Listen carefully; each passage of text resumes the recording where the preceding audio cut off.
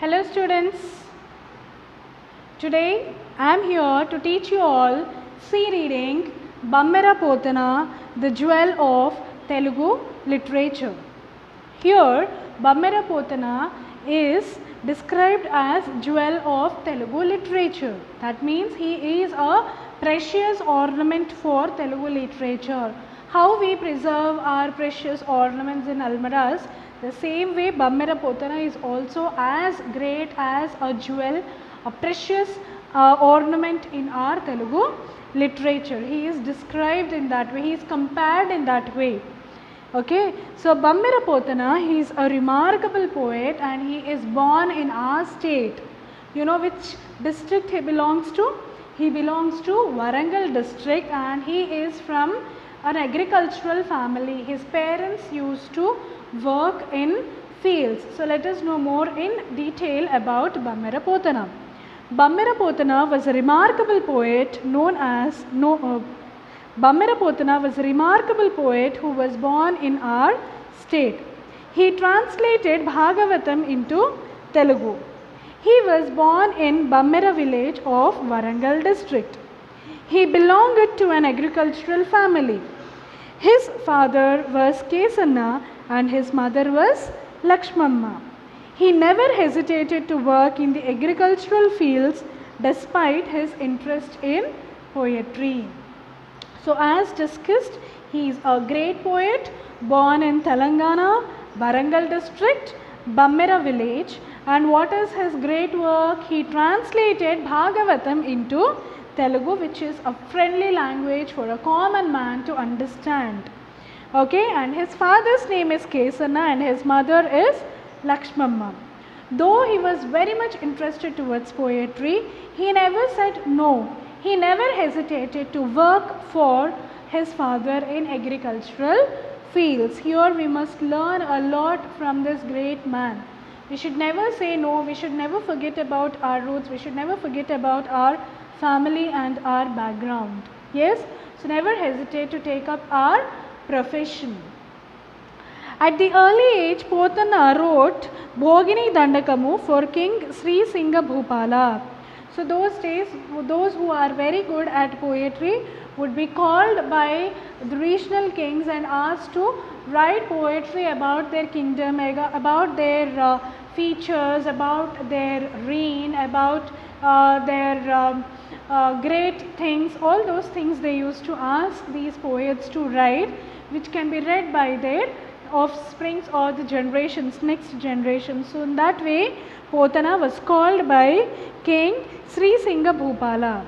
Later on, he wrote Veerabhadra Vijayabu, describing the adventures of Veerabhadra, the son of Lord Shiva. So after his work for the king of Sri Singha Bhupala, he wrote Veerabhadra Vijayamu, describing the adventure of Veerabhadra. Veerabhadra is the son of Lord Shiva. He is one of his Jadas, one of the Jadas of Lord Shiva. So then at that time what happened? Daksh, the king of this world, performed a yaga or a yajna for which he invited all the Devis and Devatas except Lord Shiva. Lord Shiva is the son-in-law of Daksh. He did not like his son-in-law, so he did not invite Lord Shiva, only Lord Shiva. So Daksh's daughter Sati Devi, she did not like this. She felt really depressed. She felt insulted in front of all the king, all the Devi Devatas. She came down to the earth and started arguing with her father what the reason is for not inviting Lord Shiva. In this process of arguments, she was upset and she killed herself. Then immediately Lord Shiva was very angry with this incident and he sent his son Veerabhadra to destroy the place where Sati Devi has killed herself. So Veerabhadra comes down to the earth, kills Daksh and destroys the entire area where the Yajnavatika was. So all this story was narrated by Bammera Potana, clearly explained in Telugu for the convenience of people. Potana was a devotee of Lord Shiva. Later, he became a devotee of Lord Rama and developed interest in salvation. Initially, he was a devotee of Lord Shiva, and then he became a devotee of Lord Rama, and then he developed interest towards protecting human beings from danger. Okay, it is said that he was invoked or helped by Lord Rama and took up the work of translating Vyasa Bhagavatam into Telugu. So he was provoked, he was motivated by Lord Rama to translate Bhagavatam, Vyasa Bhagavatam into Telugu. Vyasa Bhagavatam means Bhagavatam, which was written by Vyasa in Sanskrit, that was translated by Bammera Potana into Telugu.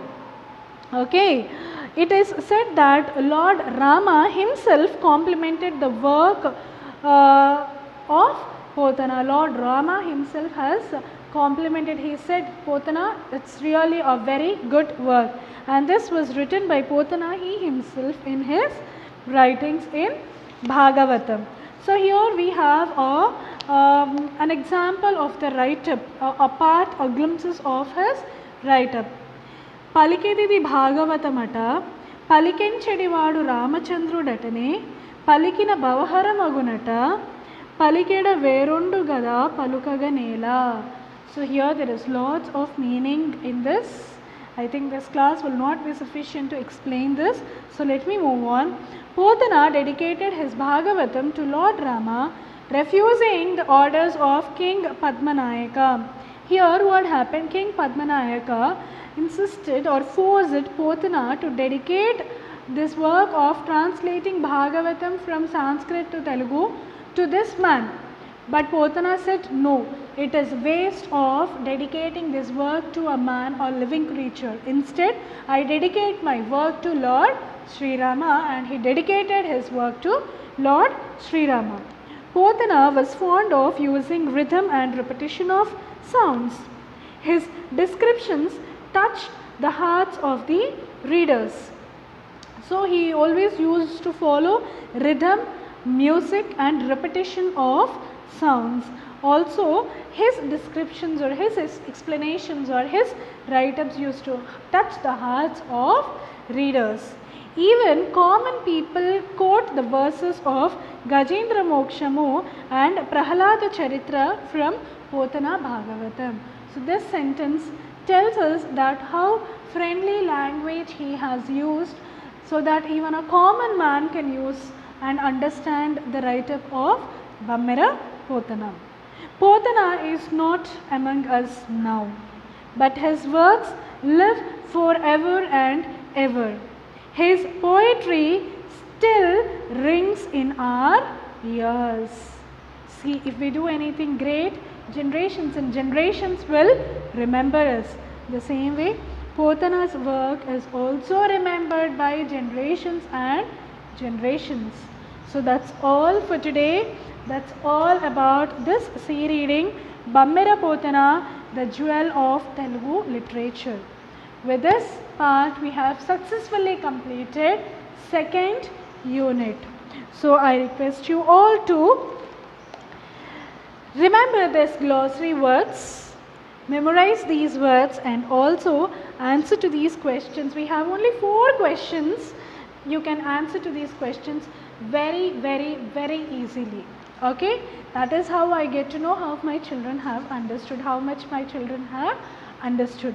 So that's all for today. Let us catch up again with another interesting topic in the next video. Okay, see you all children.